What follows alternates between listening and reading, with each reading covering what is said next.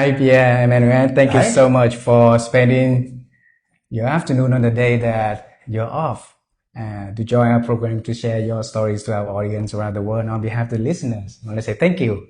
Thank you very much, and thank you for inviting us. Yeah. So I was trying to find a way to introduce you to our audience, but I think it's best for us to ask if you can do the little introduction about who you are for our audience. Would you please do that honor first? Yeah, sure. Okay. That's well, I'm just a hardworking person. I'm a chef, so owner of La Table. I've been working in kitchen since I am 15 years old. 15 years old. Most of my experience is in France, Switzerland as well.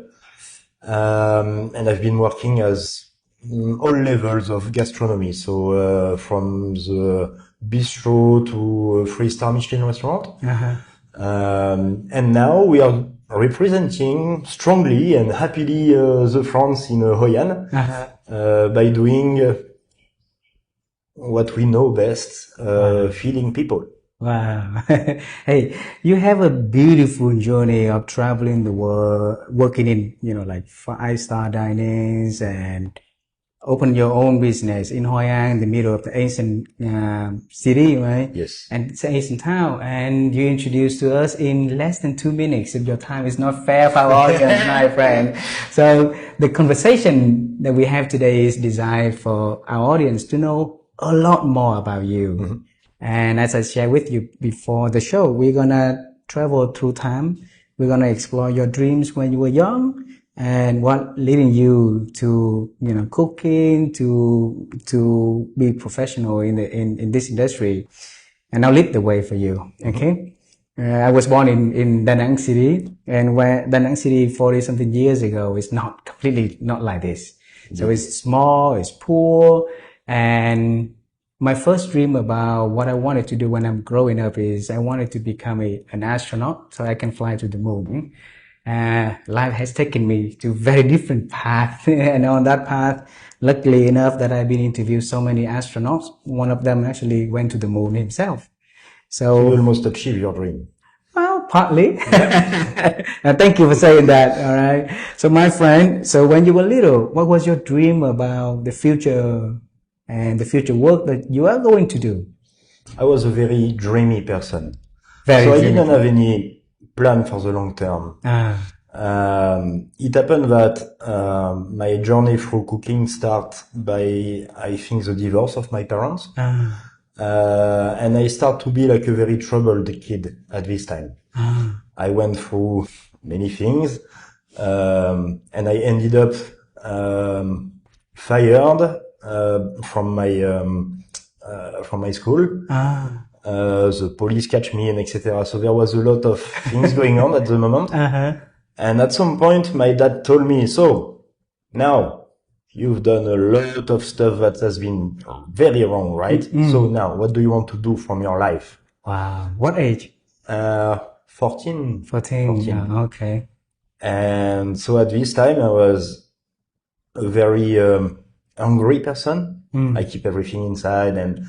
And at the moment when we were talking, so there was my mom and my dad and myself, and there was a TV. My brother was watching TV on the side, and there was a French show about cooking.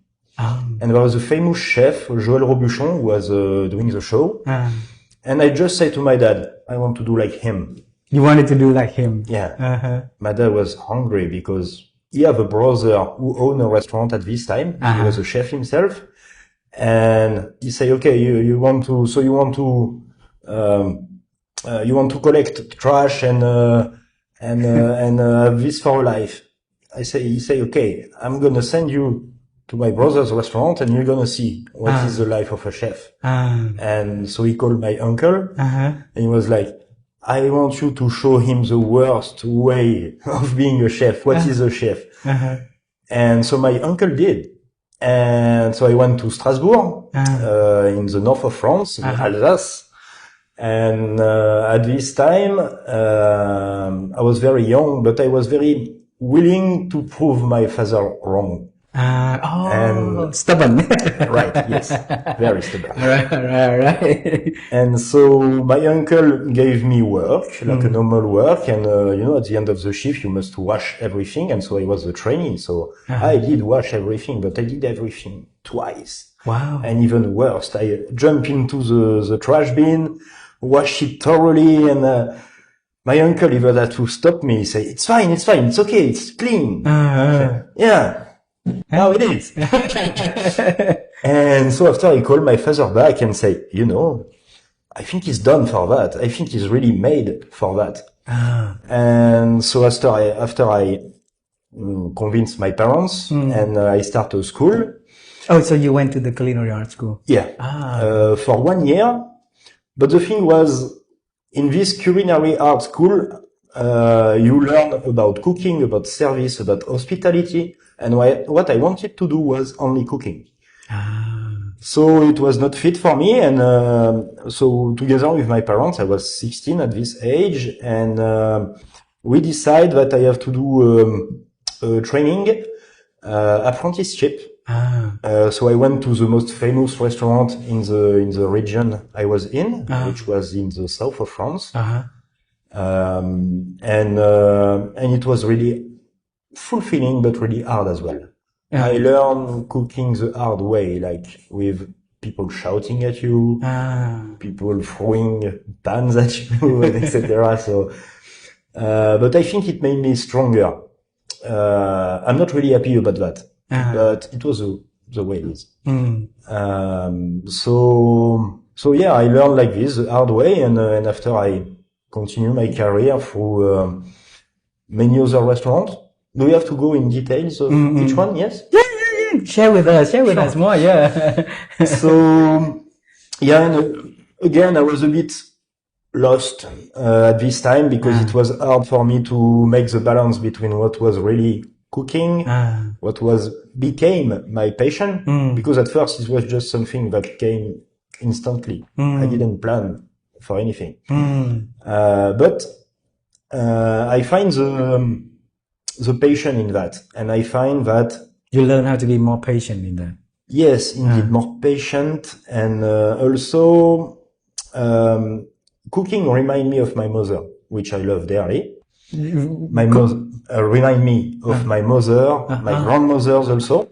Because they cook at home. Yes, and it actually activates in my brain some souvenirs and some reminiscence of childhood. And my childhood is really there to me. Like it's something if I wish I go back to childhood like right now. So yeah, it actually creates something in me that make me feel better. And also by doing this, I saw people happy about what I was doing. And people around you were happier because of what you're doing. Yes, because when you feed people and it's good, they are happy.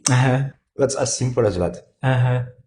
And so the passion keep growing, and that's it. Here I am. And I actually, I went through a lot of different restaurants. But in every single one of them, as hard as it was, because we work crazy hours, we don't have much time for family, even for yourself, to have a social life and everything. It's really hard. But it's what keeps me doing things that, my story is just a story of someone, passionate enough. Really finding you. Yes. Who I actually express my love through cooking. When I do my menu, when I do my à la carte menu, the first thing that comes to my mind is the reminiscence of taste. Because right now in my memory, I have a memory of taste. Like a library of taste, if I may say. Yeah. That is really there to me and that I want to share with people. We're going to explore that because, I'm not a chef and many of our audience are not a chef also. But I think memories are important. And we will have different way of storing memories to help us to remember who we are, the past we had, and the present that we are having at the moment to lead us to the future also. So we're gonna get back to where you are with the way that you put the memory of food, smells, and the taste later in this conversation. But I bring you back onto the moment that your father and your mom and you were having that big conversation, right? Because they wanted you to be serious about your future. Yes. And back then, 14 years old, I don't think that you know what the future is. No, yeah, nobody at the age of 14 years old, you know. So highly likely the chance that you saw something on the TV and you say, I want to be that guy. Probably I did that many times in my life also, my friend. Okay. But you did pursue for that. Yes.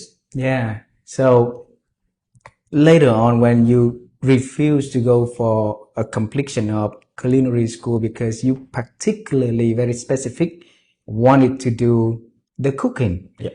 not the cleaning, not the serving, but the cooking. What made you so determined that you only want to do the cooking? Because if you're not getting the certification, there's high chance that you're not going to get into a professional career cooking at the 5-star dining, or get a chance to walk in the door and got accepted in a job also. So what made you to refuse, say, I would just only do the cooking myself? Well, it's also about what my parents wanted me to do. I was always very good at school until the moment they divorced. But I was going down and they see my result and they were highly concerned for me that, I mean, as a parent, you want a bright future for your kids. Yeah. I have 2 kids and I do want a bright future for them. Uh-huh. I don't want to let them sink into some hole or whatever. So I understand them. And what they wanted me to do at this time, I think, is just find myself and do something about myself. So yeah, that's how to say that. At this time, they want me to go into this specific school because they want me to get a diploma and a high diploma, if possible. Yeah. Like in France, we call it the baccalaureate, which is I don't know the equivalent in English, but and they wanted me to have this through this school to actually prove myself that I'm not only a cook, but I can do also management, stuff like this. So you get equipped with everything. So yes. Yeah. But again, I get stubborn and and no, what I didn't see all that. And what I wanted only to do was cooking, learn how to cook. And this, I don't know the reason why. I can't tell you. Wow. So when you apply for, let's say, different hotels, right? Let's bring you to the first, restaurants when you apply.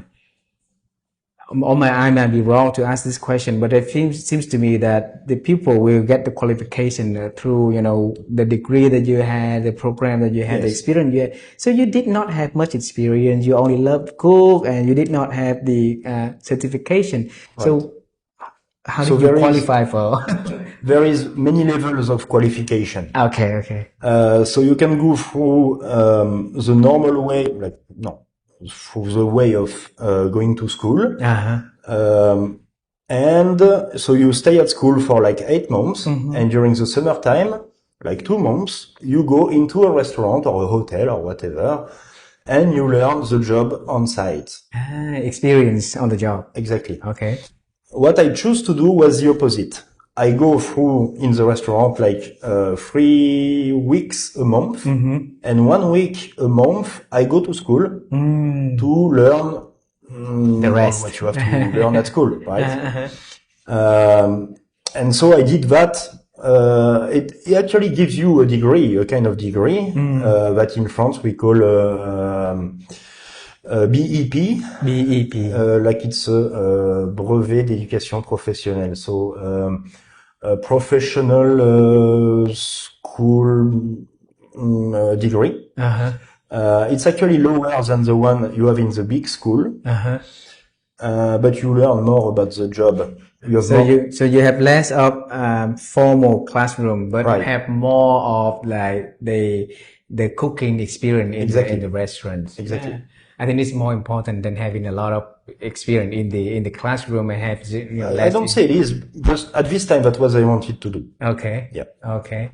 And then you move from one restaurant to the next restaurant, and along the way you work in the very high-end restaurants. So what made you like get into trained by all the masters for in your life like that? Well, I'm not sure about your So question. the question was, you were working under a different restaurants, Right. high pressure restaurant. Yes. Also, you say that you work a lot of hours and you didn't have family time and stuff. And in this environment that hassle, the people throw things at each other, yelling at each other. But you learn a lot from those experiences also. So, who's the master that that help you to really boost your cooking experience and career wise? There is not one master. There is. I don't have one mentor. I have many. Many mentors, yeah. And all of them, they have a bad side and a good side. And so I did my own mix. And that's why what I express here in my own restaurant right now, Okay. it's the sum of all what I learned before, as good as bad. And I try not to repeat The bad one. the bad one. Wow. I try to learn. Actually, even a bad experience is a good experience because you learn from that. Yeah. So yeah. Yeah. Normally it's easy for you to say that and do that, but it's not easy for other people. If you look at many chefs out there, they've been trained by their masters and they will act in the same way that their master acted. Right? And I did also. Huh? I also did at some point. Okay, so how did you change and only keep the one that you like, the good one, and minimize the opportunity, the potential of step on the bad side that you didn't want to see? Yeah, because at some point you are in kitchen, you are under so much pressure, daily pressure and instant pressure. Yet you must deliver something like the guest is waiting for you, waiting for his plate, he's hungry. So you have a lot of pressure to fulfill that. At some point you make so many mistakes that you cannot even fulfill your own job. And that's what makes me realize that I did something wrong. And I am someone who always question myself. I think the most thing that defines me is the doubt. The doubts. Yes. What keeps me doing things and keeps me asking myself if I did yesterday or if I did 5 minutes ago was good. Wow. Yeah, the doubt is really what, and even when I'm doing my menu, for example, I'm working on my menu since 1 month. That's a huge amount of time. Because, again, I have a lot of desire to fulfill and a lot of guests to feed. So I want them to feel what I feel when I cook. But it must also please a certain amount of people. Yeah. And for that, you have really to ask yourself, to taste, to, always put yourself in question, to just know if what you are doing is right or no. Because the guests, they will tell you. Yeah. Wow. And when you say that you had a lot of doubts and that's changed you, I don't think the doubt is the right way to say it. You have a lot of reflected, that you decide to reflect and see what works and what didn't work. So at what age did you build that capacity to ask you a lot of questions to help you to find the better way of doing things, the better way of thinking, the better way of expressing the way you think to others? It came through time. Full time. So at what age, when you start fully, I can't say really, but I think by the age of 25, I really start questioning myself if I was doing things right in my life. Alrighty, bring it down to that 25. So that 25, you've been in the restaurant cooking for 10 years already, right? And what makes you to re-questioning yourself after 10 years into that industry and then asking whether or not you're in the right industry? Because at this time I have a girlfriend and she get pregnant. So at this time I have to think not only about myself but also about family.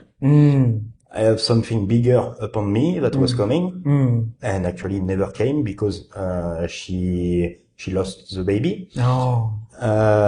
But at this time, yes, I start to think differently. That I was not doing things only for myself, but maybe there was another future for me as a father, as a family man, and I didn't experience this before because I was only doing things for myself. So that made me question all my choice in life, basically. And yeah, that's really, I think, what makes me change. That's as simple as that, yes.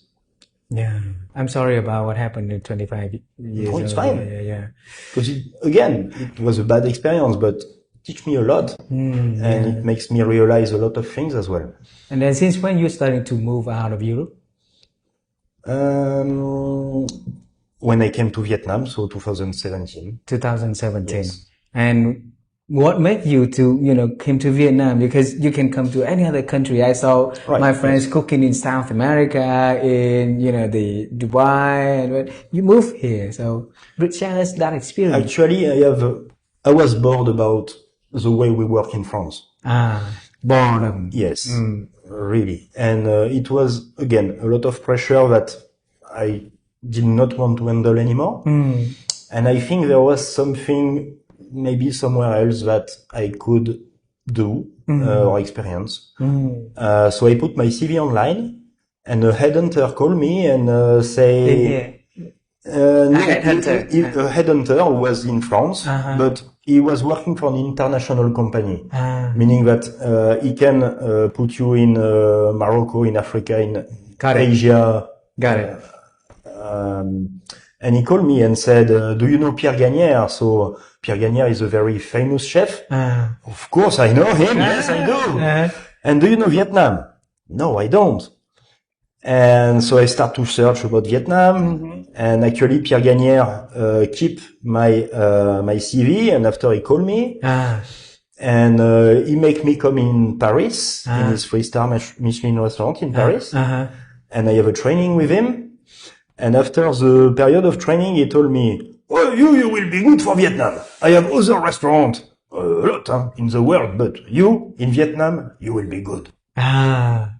I don't know, he feels something in me that I didn't see maybe, and he knew Vietnam, and that's it. And so after 1 month of training at his restaurant, I flew to Da Nang, and that's it. Did you ask him why he chose you? He just said that you are made for Vietnam, you're good, this country is good for you.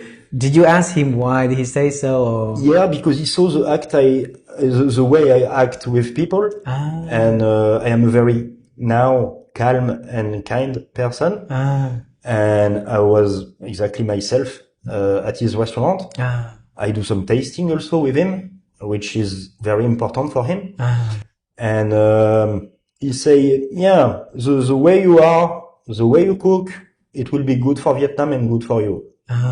So you already become a calmer person, a relaxed person than before also, to the day that you met him in person. Yes. So how that experience for 1 month cooking at his level of restaurants for 1 month before you moved to Vietnam, how was the environment back then, working and relationship between you and him? So working environment first, it's Paris. Paris is crazy. I never lived in Paris. I never live in a bigger city than Marseille. Marseille is like 1-2 million people. Paris is 10 times that. I have to live at my friend's house. I have to take the metro every day, the subway. I never live a life like this before. I was very happy to leave Paris. And yeah, the meeting with Pierre Gagnard was something that I will never forget. He's one of my biggest mentor. Okay. He's the biggest mentor I have. The biggest one. Yes. Yeah. He's such a kind person. He's very straightforward. He's also very fair. And that's what I like a lot with him. He's like, 70 something years old. He doesn't have anything to prove. He has two restaurants with 3-star Michelin. He was the only chef in the world who have that. Only one? No, he's one of the only one. Yeah. So I was admiring him and how calm and how composed he stay when he talks to people. Again, I learn a lot from him. So yeah, I admire him a lot, and that's why I was really happy to work for him and to give this spirit, which was also in me, to other people. And actually, the people of Vietnam, they are very proud people. They have a huge history, especially with French. So that's what he told me at first also, is that be careful of what you do over there, because it's not France. You are not a conqueror. You are just a manager. You will manage a team and you will learn a lot from them as much as they will learn from you. Wow, wise advice. Indeed, yes. He helped me a lot. Yeah. So off Paris, off France, Da Nang. Yeah. Right. And when did you arrive to Da Nang?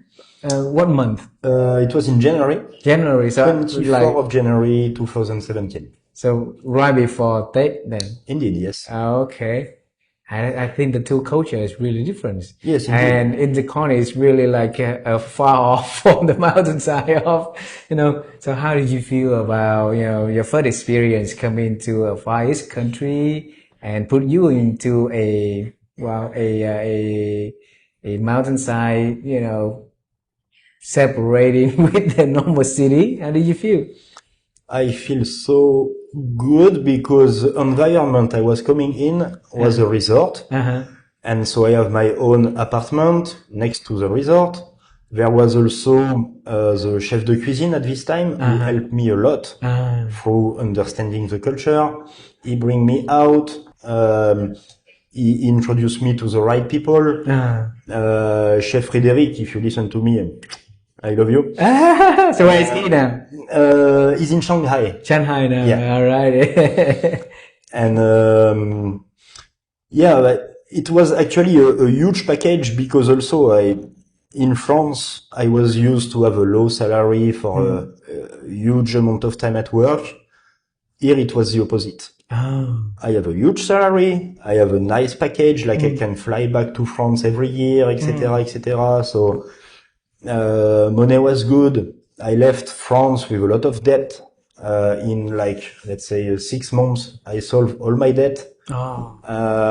So yeah, it was really fulfilling at this time because I could see that all my work was paying. And I start to live only for myself, I think, at this time. I start to understand things better. I start to understand people better. I start to understand myself better as well, to be more in harmony. Tell me more about that.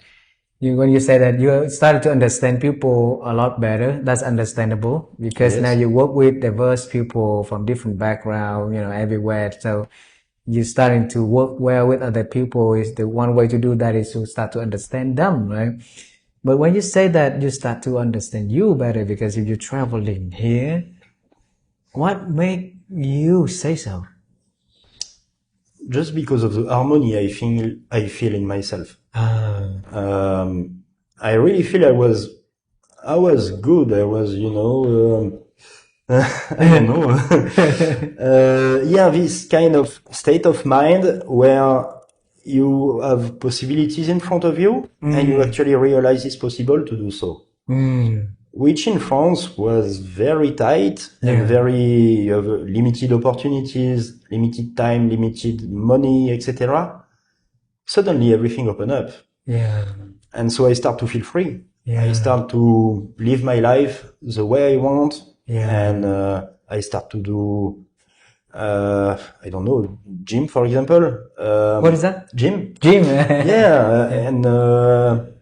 And stuff like this. I start to have a lot of friends, which I didn't before because you did not have a lot of friends before. I have friends, but very close friends. And, but right now I could go into a bar and talk to someone, which was impossible for me before. That's why it's strange for me when we met outside and I look at you, I look at your eyes, I look at the way that you observe the table when I talk to Rosie, right? And my head was like, start telling me that, hey, Pierre-Emmanuel seems to be an introverted person.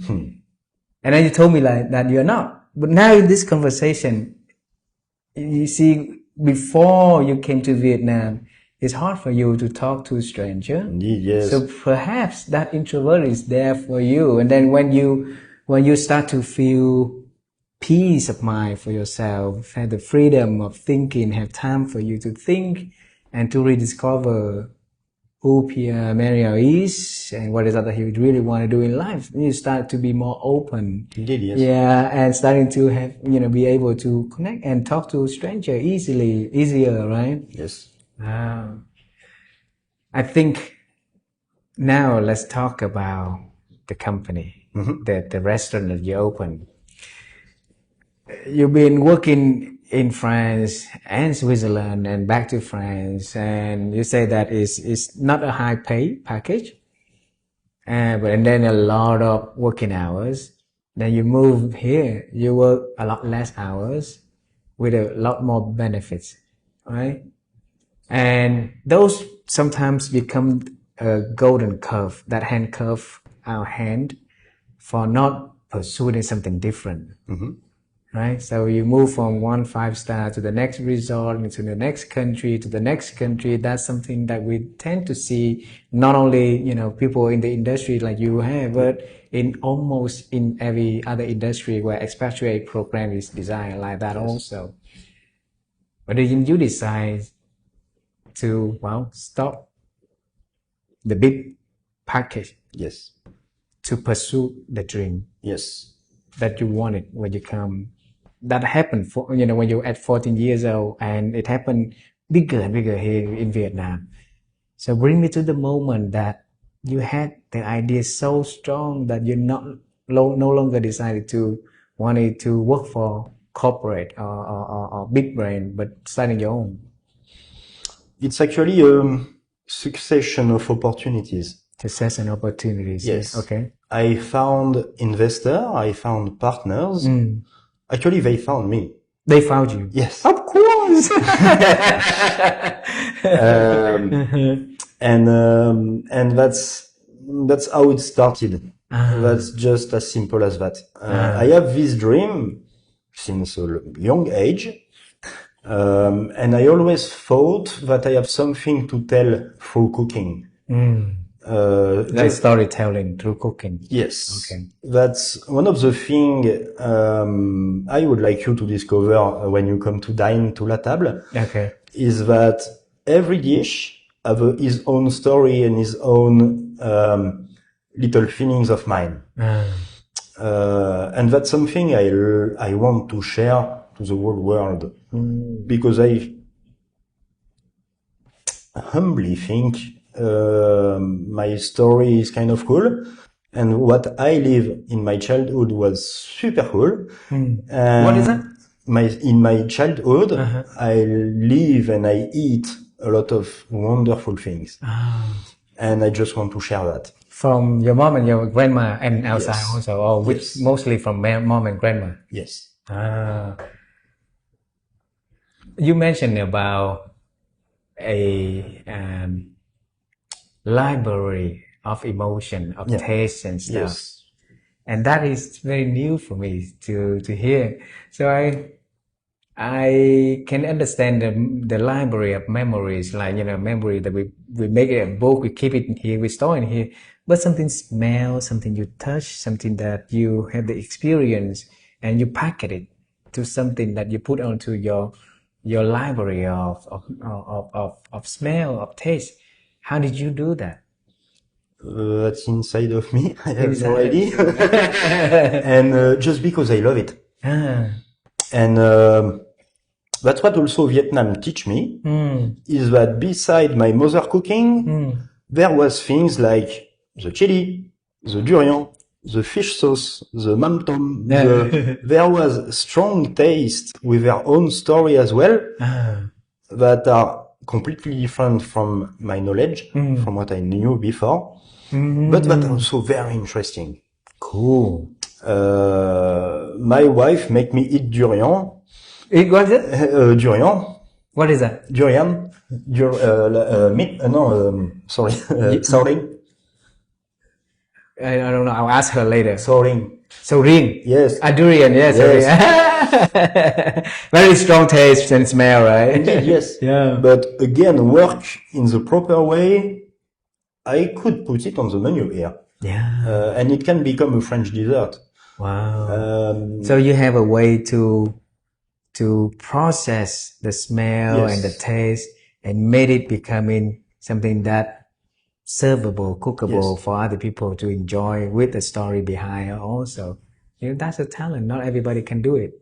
But that's what chefs do, they transform what Mother Nature gives us, and we try to make things better than what the nature gives us. And then you say that you have to find a balance. Yes. Between, pursuing the dream that can serve, only a few, and then now you have to balance between those that you can serve and the majority of the people who can enjoy. So where is the balancing point as a curious and creative person like you to know, hey, try to this amount of of time and amount of taste is good enough, so that for the major population? That's for experience, I think. Experience. Yes, because I feed a lot of people, and I especially right now understand better the Asian guests through my experience with Pierre Gagnère in La Maison. He came there also. He came there also, yes, of course. Okay. We cooked together, and yeah, that was super cool. But at some point during the COVID time, I was hired as a pastry chef. So I was only taking care of dessert. There was a chef de cuisine, there was a sous chef, so I didn't take care of the kitchen at all. Okay. Only take care of the sweet part. And during COVID time, everybody left, and I found myself at the helm of the kitchen, which fit me because I have a background in kitchen. So you do everything. You did everything. Yes. So I was able to. So we call Pierre Gagnère and we say, okay, what we do? He said, can you cook? He said, yeah, chef. Look at my CV again, please. And yes, I know. So I sent him a proposal of a menu. He called me back and he said, oh hey, super nice your menu, huh? Now let's taste. And after he came and we taste together, and he said, yeah, super nice, let's continue. And so he was really happy about what I was doing. But on the other side, maybe at this time, the thing I was doing was too personal. And I have a lot of feedback from the guests from many countries, like Korea, Japan especially, who didn't like at all what we were doing. So I have to, again, question myself and make something more acceptable for their palate. That's what make me question myself again to work on that more. And I think what we are doing in La Table here right now is the summary of all of that.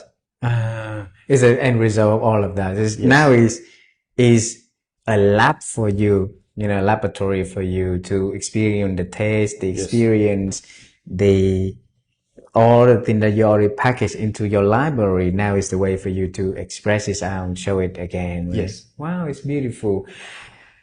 And your philosophy is not bring French to Vietnam, but bring the food in and the ingredient from here and merge them together. And perhaps that is newness also. And I tell with you the word newness. So hopefully that you hear about that one. After interviewing so many experts around the world, we interview very high-ranking military officer, political people, best-selling authors, top researcher, scientists, doctors, well-known executive coach, a lot of really beautiful minds in the world. And last year, in about March, we spent 2 months did nothing but to re-listen to all of the conversation that we had, because we believe that if we just share conversation between Pierre-Emmanuel and Ha, so it's just a conversation. So what else in there that can extract for the pupil to understand and to apply? What framework can we come up? What mindset that making these people amazing? You are amazing. So and the more we listen to those conversations, one theme emerge above all. So we call newness intelligence. So these people, they are not afraid of change. They lean into something new and they're trying to find the good outcome of that, something that they could do with that, even in something that been there for long, the oldness. Mm-hmm. They will look at the oldness with the eyes of the newness mindset to discover what else they can make the best out of that. And that perhaps what make them really, really cool, right? So the ingredient for Asia is here for thousands of years, right? And French food also been there for thousands of years. But then now you came and you say, okay, let's make them together. And then of course there will be naysayers who refuse the idea, who didn't like that. But then the more you do, the more you fine tune, the better, the people are starting to experience and appreciate also. So if you look at your life for like 30 something years in the kitchen and cooking and running your business, if you look at the moment that newness that really accelerate you and change you or help you to expand beyond your imagination, so what would that story be that you can share to our audience so that they can be more confident to pursue something new in their life instead of afraid of that? Is that I'm not a very active person. Like I don't, how to say that?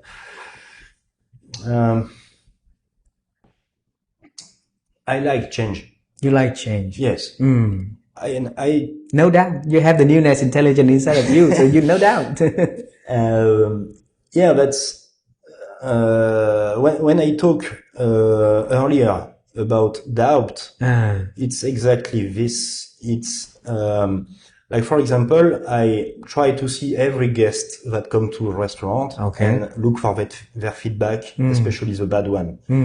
The good one, yeah, okay, we did our job, that's fine. But the bad one is what interests me.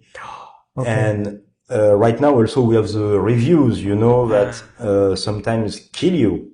Like you think you did your best and the guests leave with a smile, and actually they leave a review with 2 stars or 1 star.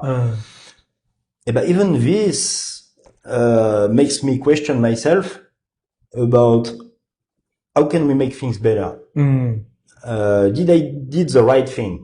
Did I give everything I had? And that's what gives me the energy also to look forward, not because I want to please everyone, because you never can. Yeah. But just to make sure I did things right. And that the message we want to pass through food has been the right one. You say that every time that you come up with the menu, took months for it. Yes. Yeah. And that takes a lot of patience inside of you, because the industry is really fast moving industry also. Yes. And and people tend to be like introduce something new to the menu, something new, fast. But what, how did it taking a month feel for you in a world that really running fast like this, before you can introduce a menu to your clients? I'm not, also I am very realistic about the present. Because it's our first year of opening, I'm still finding my identity, and I'm still trying to give the better of myself and of what we can do here with the team we have. So I don't know if it doesn't really answer to your question, but I'm not actually a rush about changing the menu absolutely yet. Have to be this date exactly, like our marketing lady is killing me for that. Like she's telling me, I have to know 2 weeks in advance. I say, yeah, but it will be when it will be. I cannot tell you, and I don't want feelings, the instant. Yes, I don't want to rush myself to exactly do things at this very moment because someone told me to. No, I did that all my life. I didn't open my restaurant to do that. So yeah, that's why also I talk about the realistic of the instant, because that's really important for me to do something that my team can reproduce. Everyone have day off. Sometimes I might be sick or I might not be in the restaurant, so they must be able to duplicate exactly what I want. So yeah, that's a certain amount of things that bring me to this decision mindset. I don't know how to say, but yeah. The more, because I'm not a chef, so I'm trying to put myself in the situation to understand the way you show your love through the food. Okay, and it seems to me that it's the process of telling story from a chef is really, really beautiful, because as a writer, as a reporter, as a journalist, we use word to do it. Now you use ingredients to do it, to show it. And if a little more ingredient will taste differently, a little less it will taste differently. Yes. Yeah. So I want to explore the way that you tell story through the food. How do you start in the process of telling story and make a story, through a dish and serve other people? It's actually not only about ingredients. It's also about the ambience. It's about the plate itself, like the plate, about what the waiter is telling you as well. Because if you just put the dish on the table and go, and that's it. There is not much, and there is only ingredients at this time. What we want to do here is very different, is to exactly bring this story to life. And for that, everyone have a role to play. The beverage we serve with the guest is as important as the dish itself, because it can also not match together. So it has to synchronize every step of the way. Indeed. It's not only about ingredients. Ingredients are very important, but just one part of the whole process. Yes. So the drink that they reserve, the way that they treat. Exactly. Beautiful. I was thinking about the gut feeling that you mentioned, because sometimes you let it, you're not gonna follow the 2 weeks time, 3 weeks time, but you say, oh, now it's the right time. And the word is telling about the thinking is the head and the heart. And sometimes they forgot about the gut. So it seems to me in your situation is the gut feeling is also play a vital role in deciding, hey, this is the one that we're going to introduce, right? So how do you balance that? You can add one more thing, is also the stomach feeling. Yeah, the gut is the stomach feeling. Yeah, the taste feeling. Because if I decide the taste is right, and actually we all taste, all the team together, because they have different palate than me, they have different culture than me, and they are Asian. Yeah. So, and we are mostly cooking for Asian people here, so that's very important, that they have their right to say, oh chef, like you go too far. Or chef, please more this or more that. And I listen to them as much as I listen to me. Because they can be my guest. The advice from my wife also is very important, from my partners also. And on top of that, you can add also the financial thing, which is when you own a business is very important. Yeah. If I put 10 grams of caviar everywhere, of course, they will be happy. But understandable. Yes, of course. So it's again, the summary of all that. And that's why also the process is quite long for myself right now. Because I'm questioning a lot of things. And I try to make everything in order, again, to please most of the people. Earlier, you say that you had a lot of mentors, that you had things from them that you love and you definitely gonna bring to your workplace. Yes. And the way that you show up, the way that you lead other people, right? And that definitely the things that from them that you never want to do it in your life. So pick one that you really like and you always use it at work, and pick one that you never like that you recommend all the chefs out there, all the managers and leaders out there to not doing. So the first one is kindness. Kindness. Yes. Wow. This is from Pierre-Emmanuel. And the second one is violence. Violence. The worst that can happen. So that throw in the things. Yeah, and also in the words. The words. You can be very violent by words, and this is unacceptable.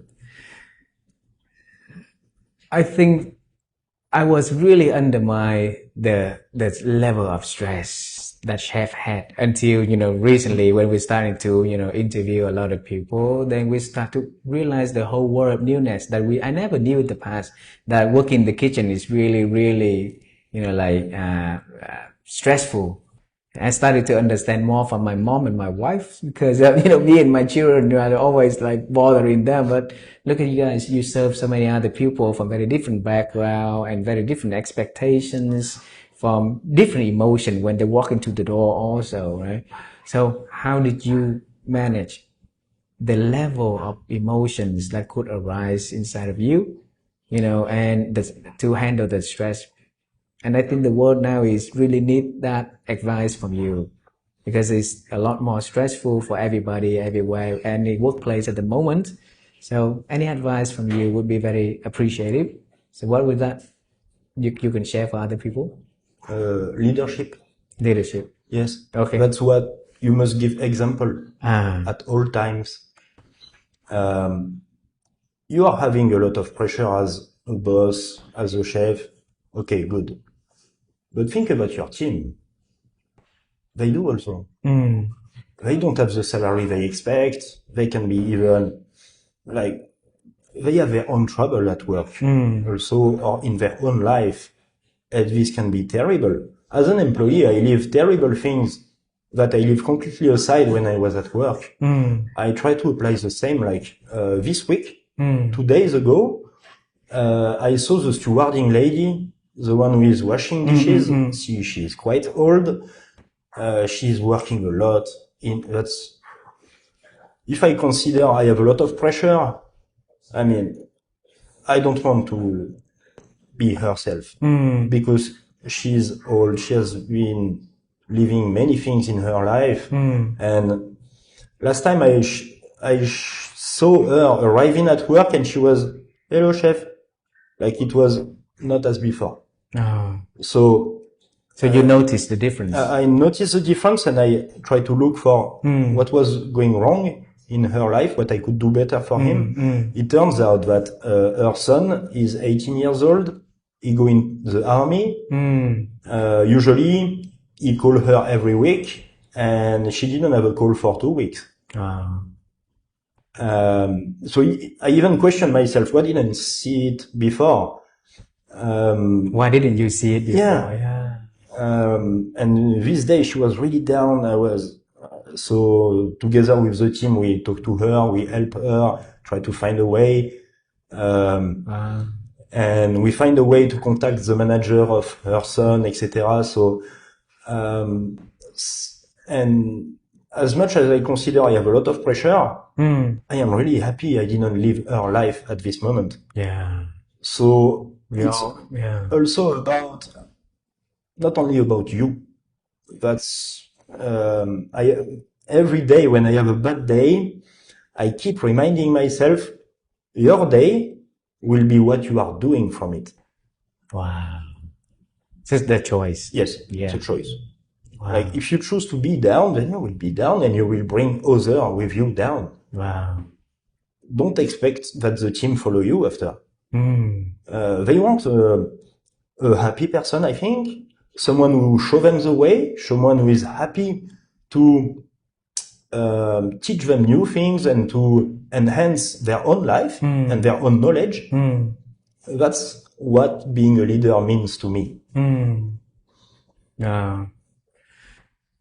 After so many years, if your parents look at you when you're 14 and now, and what do they say about the transformative, inside of you? Well, they see the transformation through the years. So it's not only, but I don't know. That's my mother came last month, and I was really happy. She finally can taste what I do, etc. Wow! So that many years for her to finally can taste what you. Yeah, actually, she always come to all the restaurants I work for, and she always.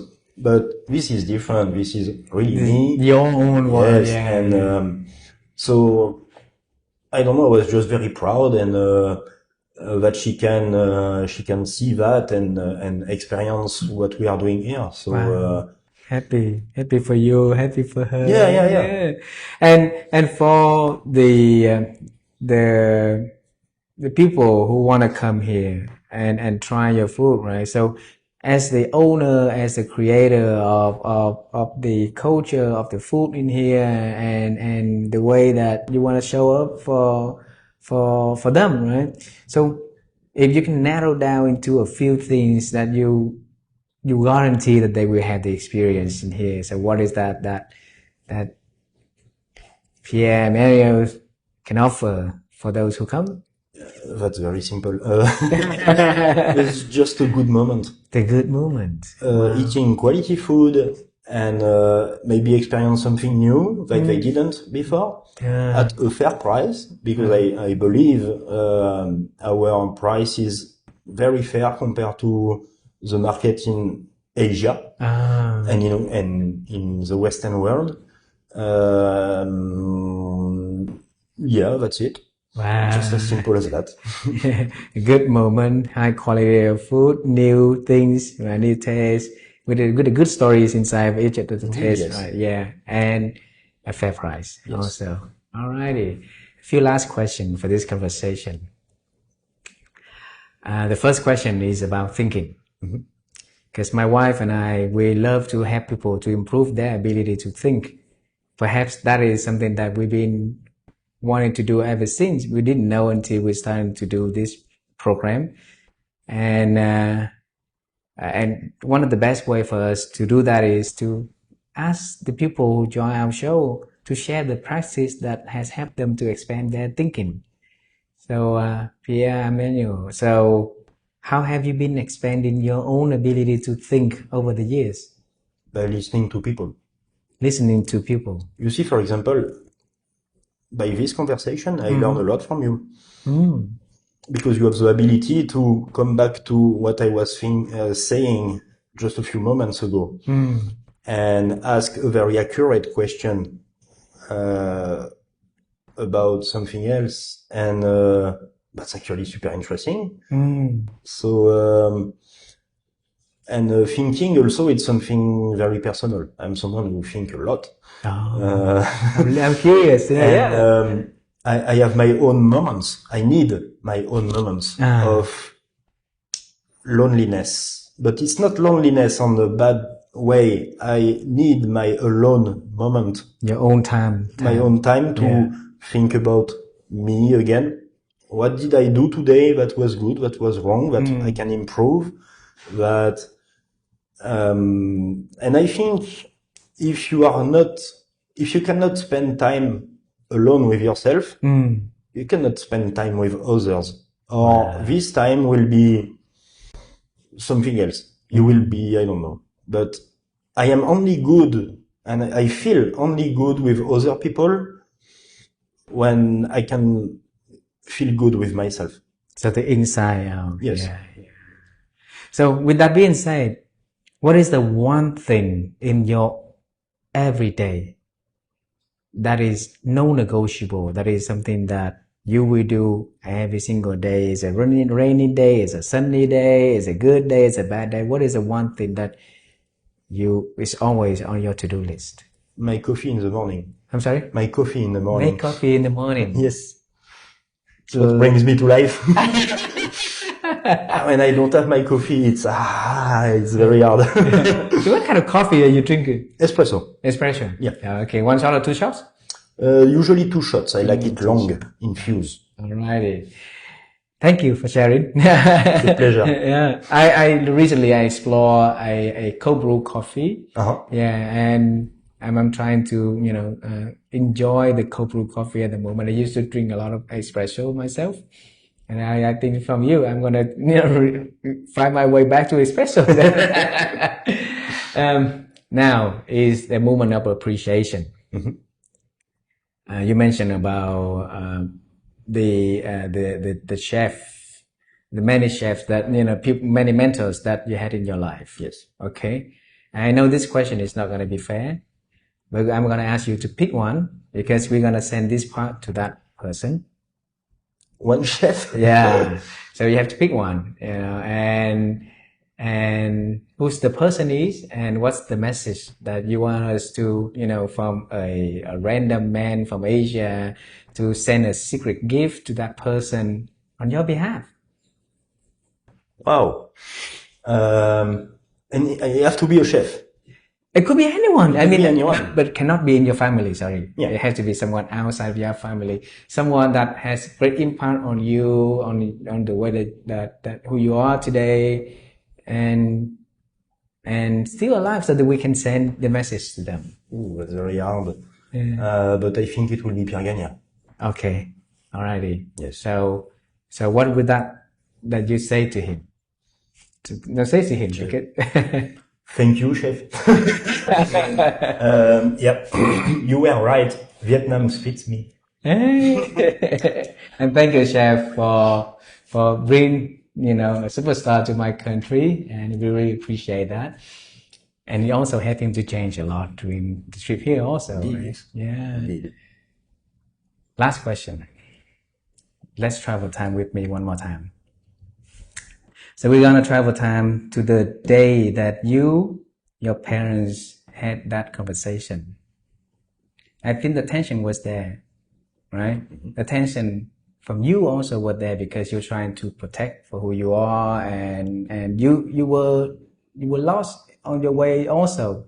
That's why all of the anger, all of that, pressure was there. And your parent was, having conversation because of love also. They wanted to know, what is that for you and how they can help.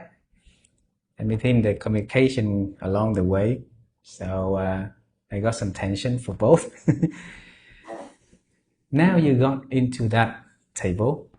You and I are going to walk into that table. We get 2 chairs. We're going to just sit next to the 3 of them. So you have a message to your parent.